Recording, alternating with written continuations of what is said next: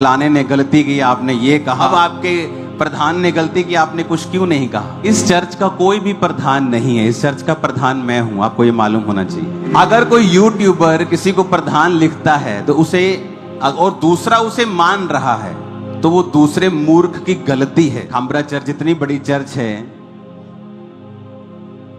कि हर व्यक्ति की आंखें इसकी ओर लगी रहती हैं 24 घंटे, एक सीसीटीवी की तरह हमें देखते रहते हो।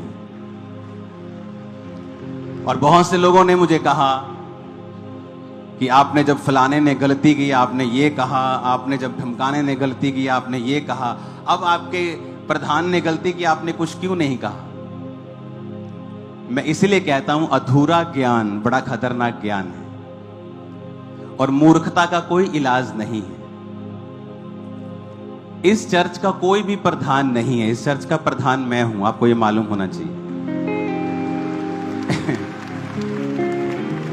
अगर कोई यूट्यूबर किसी को प्रधान लिखता है तो उसे, और दूसरा उसे मान रहा है, तो वो दूसरे मूर्ख की गलती है। आप चर्च की एक भी ऑफिशियल पोस्ट दिखाओ जहां पर लिखा हो कि कोई पॉलिटिकल आदमी चर्च का प्रधान है। अब जेम्स बॉन्ड यहां पे पंजाब में आए, कोई बंदा बोल दे पंजाब दा सीएम जेम्स बॉन्ड, और कोई दूसरा उसे पढ़ ले कि पंजाब दा सीएम जेम्स बॉन्ड, तो वो पंजाब का सीएम थोड़ी बन जाएगा क्योंकि किसी यूट्यूबर ने लिख दिया और तुमने उसे मान लिया। चर्च की 3 बॉडीज हैं। एक है spiritual body. Ankur Narola ministries Khamra church is a spiritual body, जहां पर स्पिरिचुअल चीजें होती हैं, जहां पर स्पिरिचुअल आदमी सारे काम को संभालते हैं। मैं प्रेरित के पोस्ट पे हूं, कोई पास्टर की पोस्ट पे है, कोई डीकन की पोस्ट पे है, कोई अपना अपना काम मैनेजमेंट के थ्रू कर रहा है, कोई किसी तरह से कर रहा है। दूसरा है चर्च का पार्ट, एक सोशल पार्ट, जिसमें हम सोशल काम करते हैं, कॉलेजेस ओपन करते हैं, फ्री शिक्षाएं देते हैं। वो एक अलग एनजीओ है, वो अंकुर नरोला मिनिस्ट्री उसमें नहीं करती, उसका अलग पार्ट है। क्योंकि लोगों को शायद मालूम नहीं है, क्योंकि लोगों को इतना पता नहीं है, नॉलेज नहीं है, ना उनको इतना ज्ञान है, ना ही प्रभु ने उन्हें इतना इस्तेमाल किया है कि उनको इन चीजों के बारे में नॉलेज हो। तो दूसरा हिस्सा है चर्च का, जहां जो स्पिरिचुअल सोसाइटी है वो क्या करती है, वो चैरिटी करती है और सोशल वर्क करती है, घर बना के देती है, फ्री शिक्षा देती है, हेल्प करती है, राशन देती है। चर्च का तीसरा पार्ट है ग्लोबल क्रिश्चियन एक्शन कमेटी, वो उसका प्रधान है जिसकी आप बात कर रहे हो। जिस व्यक्ति की आप बात कर रहे हो, एक पंजाब का बहुत बड़ा लीडर मेरे पास आया, क्योंकि लोग मिलने आते हैं, वेल पोजीशन लीडर जो अभी संसद में भी है राइट नाउ, और उसने कहा मेरे को अंदर आके कि आपका जो लड़का है ना गौरव, सबसे अच्छा काम कर रहा है ये पंजाब में। सुनो, ताली मत बजाना अभी, मैं इसको एमएलए की सीट ऑफर करता हूं। बहुत बड़ी पार्टी है, मेन पार्टी है पंजाब। अगर ये आदमी लालची होता किसी पोस्ट का, तो मैं आपको बताता हूं ये सारी पोस्टें जो होती हैं, फलानी कमेटी का प्रधान, एंड में इनका रिजल्ट ये होता है कि इनको एमएलए या एमपी बनना होता है। समझ आ रही है मेरी बातें? एंड में ये रिजल्ट होता है, इसीलिए लोग इनका विरोध करते हैं कि कहते ये चढ़ाई ना चढ़ जाए। तो मैंने इसको बुलाया और इसने कहा कि ये मुझे एमएलए की सीट ऑफर कर रहे हैं। मैंने कहा नहीं लेनी। कहना ठीक है पापा जी।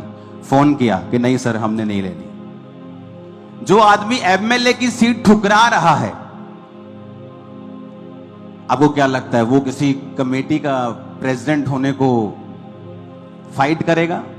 मैंने पूछा, मैंने कहा गौरव क्या चीज है? कहता मैंने अपना इस्तीफा रखा हुआ है, लेकिन जब एक्शन कमेटी की मीटिंग होगी मैं उसमें दूंगा। लेकिन लोगों को इतनी तड़फ मची है, क्यों? क्योंकि ऐसा व्यक्ति जो सेलिब्रिटीज की परवाह नहीं करता, ऐसा व्यक्ति जो अपनी जान की परवाह नहीं करता, हम आपको कुछ चीजें बताते नहीं ओपनली। जेल में से ऐसे लोग, ऐसे हत्यारे जिन्होंने कहा कि इस व्यक्ति का, इस गौरव का इलाज करो, इसको मारो। मैं आपको देता हूं 5 लाख रुपए महीना, आपकी जान की रिस्क होगा उस काम में, आओ करो मेरे साथ। कोई नहीं आएगा, चाहे 5 लाख रुपए महीना क्यों ना। और वो चर्च से कोई लाखों रुपया महीना नहीं ले रहा, वो कि चर्च पैसा दे रहा है, वो काम कर रहा है। वो 24 घंटे चर्च की और कम्युनिटी की सेवा में होता है। कोई पोस्ट नहीं है उसके पास चर्च की, एक्शन कमेटी की पोस्ट भी वो त्याग चुका है। उसने कहा पापा मैं फास्टिंग कर रहा हूं, मैं प्रेयर कर रहा हूं, मैं उपवास रख रहा हूं, मैं माफी मांग रहा हूं और दोबारा ये गलती मेरी लाइफ में कभी नहीं होगी। अब आपको क्या चाहिए? क्योंकि लोग आपसे जेलसी करते हैं, चर्च से जेलसी करते हैं, उनको मौका चाहिए कोई। मैं तो मैं आज प्रभु को बोल रहा था, मैं कहा परमेश्वर तू चंगा रह गया प्रभु, तू आज दे युग च नहीं करे आ गया। ए तेनू ट्रोल करे जाना ही लोगों ने, लै यहूदा इस्करियोती डिग गया, तेरे को टीचिंग नहीं दी गई, तू उन्हें समझा नहीं सकिया, तू उहदा दिल नहीं बदल सकिया, यहूदा इस्करियोती किद्दां डिग गया। इन्होंने शैमूल नूं फड़ लेना ही, लै शाऊल किद्दां डिग गया, तू नबी नहीं हैगा, सही तू सही शिक्षा नहीं दी। मूर्खो, पास्टर कह सकदा दारू ना पीओ, तुहाडे घरां च वड़ के उन्हें तुहाडीआं बोतलां थोड़ी फड़ लैणीआं। हुण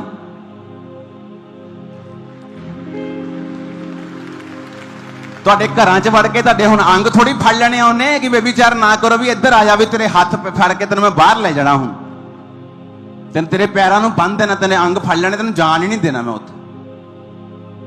पास्टर ने प्रीच करना, जे कोई गलती करेगा, जे उन्हें गलती की तो उसकी सजा उन्होंने मिली है, उसकी बेइज्जती हुई है, लोकां च उसकी इंसल्ट हुई है, उन्होंने कोई खत्म नहीं कर सकता। जे दाऊद ने गलती की उसकी इंसल्ट हुई, उन्हें अपने आप अपना इस्तीफा तैयार किया।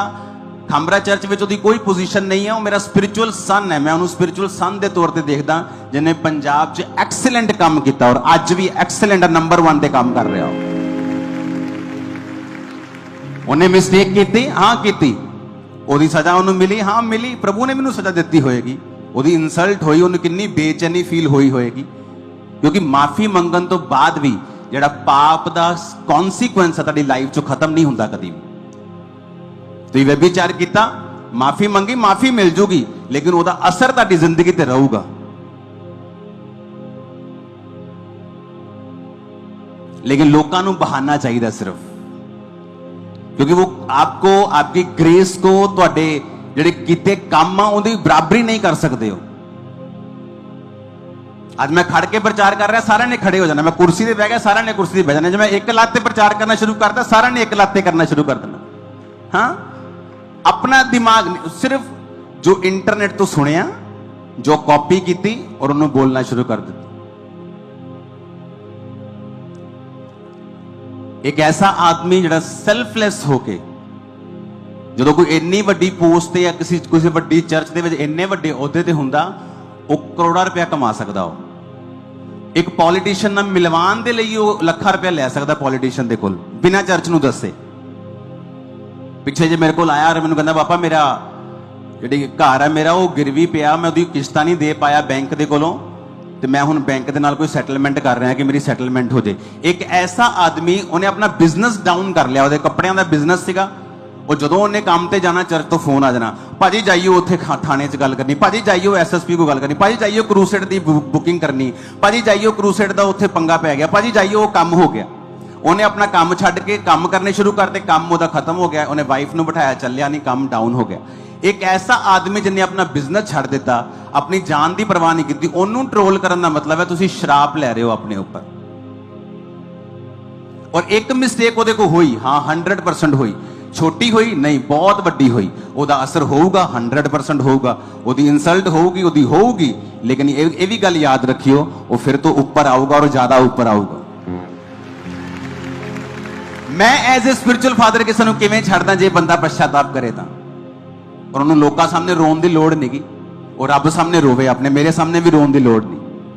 ये भी पुराना नियम थोड़ी है कि याजक के सामने जाके माफिया मंगनियां, बाहर आओ पुराने नियम तो, तुसीं रूम दे विच जाओ, पाप किया जाओ, माफी मंगो रब दे कोलों, तुहानूं किसी कोल माफी मंगण की लोड़ नहीं। हाँ तुसीं एक पोस्ट ते सीगे, तुसीं मेरे कोल आए, मैं तुहानूं माफ किया, उहदा कॉन्सीक्वेंस की है कि तुसीं हुण एक पदवी ते नहीं हो, उहदा कॉन्सीक्वेंस ये है कि तुसीं हुण अपनी इमेज फिर तो बनाओगे, इहदा कॉन्सीक्वेंस ये है।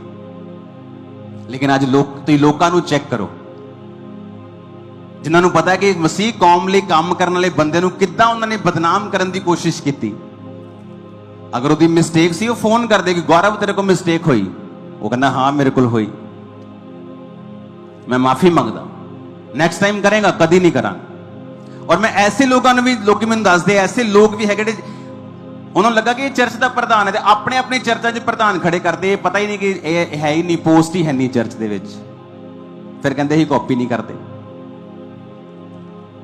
फिर उन्होंने लोगों की कंप्लेंट्स है कि इन्होंने 3-3 जगह ते रॉन्ग रिलेशनशिप्स उन्होंने लोगों दी, असीं कदी भी गल नहीं की। क्यों? मैं हमेशा पर्सनल अटैक करने ते बिलीव नहीं करता कि अगर परमेश्वर ने तुहाडा कोई गलत चक्कर चलता पे, हिसाब किताब सैट नहीं हैगा, तो रब तुहानूं सजा देऊगा। तो अगर पब्लिकली कुछ करोगे, मैं पब्लिकली कुछ कहूंगा। अगर तुम सीक्रेटली कुछ गलत कर रहे हो, तो रब तुहाडा न्याय करेगा। पर अज लोगों को बहाना चाहिए। अगर यहूदा इस्करियोती गिरिया तो यीशु मसीह ते भी दोष ला सकते। अगर शाउल गिरिया तो शैमूल की शिक्षा नूं माड़ा कह सकते। इन्ने वेलड़ लोग है अपने को इंटरनेट के उत्ते। अपनियां जाके सेवकाइयां और काम देखो, अपनी जिंदगियां उन्होंने जाके देखोगे ना, तुहानूं तरस आऊगा। तरस योग जिंदगियां ने उन्हां दियां जिहड़ियां वीडियोस बना रहे, तरस योग उन्हां दी लाके लाइव्स देखो, तुहानूं तरस आऊगा जिद्दां दी कंडीशन च हैगे इस टाइम। पर मैं कदी किसी ते अटैक नहीं किया, ना ही करांगा कदी, क्योंकि आपां नूं पता आपां किन्ने काम करने, किहो जे काम आपां कर रहे हैं, किहड़ी पोस्ट ते आपां हैगे आ, किद्दां आपां अगे वधना और किद्दां माफी दी स्पिरिट नूं लैके अगे वधना, शिक्षा दी स्पिरिट नूं लैके अगे वधना। डांटना भी है, उलाहना भी देनी है, समझाना भी है ते माफ भी करना। हालेलुया। और जो ये गल्लां समझ आ जाणगियां अपने, जो ये पता लग जाएगा आपां नूं कि आपां एक ऐसी ग्रेस दे नीचे हैं जिहदे किसी दा पक्षपात नहीं, सिर्फ परमेश्वर ही इत्थे प्रधान है, ਉਹਦਾ आत्मा इत्थे प्रधान है, वही इत्थे काम कर रहे। अं हसन डे सी उल्टा, लोगों को पता ही कख नहीं गा यार। स्पिरिचुअल चर्च दे विच कोई पोलिटिकल प्रधान नहीं हुंदा, कोई भी स्पिरिचुअल प्लेस है। इत्थे इत्थे पास्टर्स, इत्थे अपोस्टल्स, इत्थे इवेंजलिस्ट ने, इत्थे लोग स्पिरिचुअल चीज़ां ने, लीगल चीज़ां दूसरी कमेटीज कर दियां ने, और वो कमेटी च मैं मैंबर नहीं हाँ।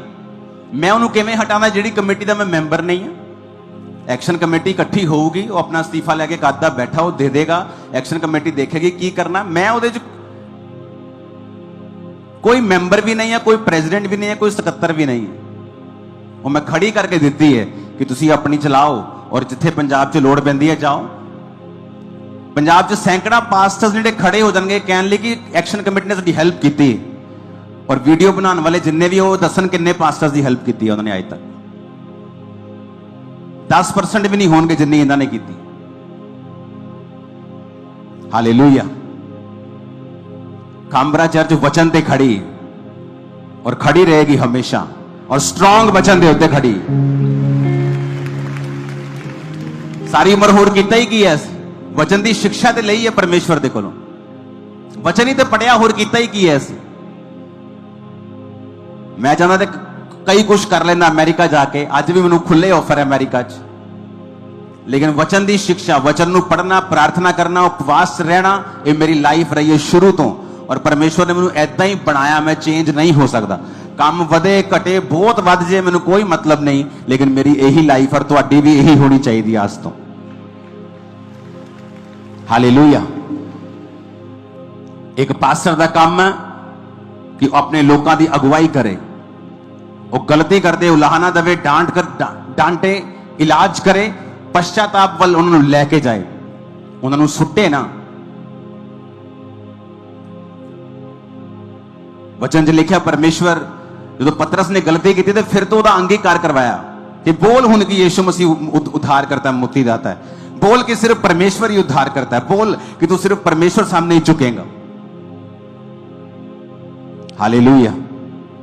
और बाइबल लिखा है अगर कोई तुहाडे च गिरदा तो दूजा बंदा नम्रता दे नाल संभाले कि आप भी परीक्षा च ना पै जाए। इसलिए क्या अधूरा ज्ञान खतरनाक है।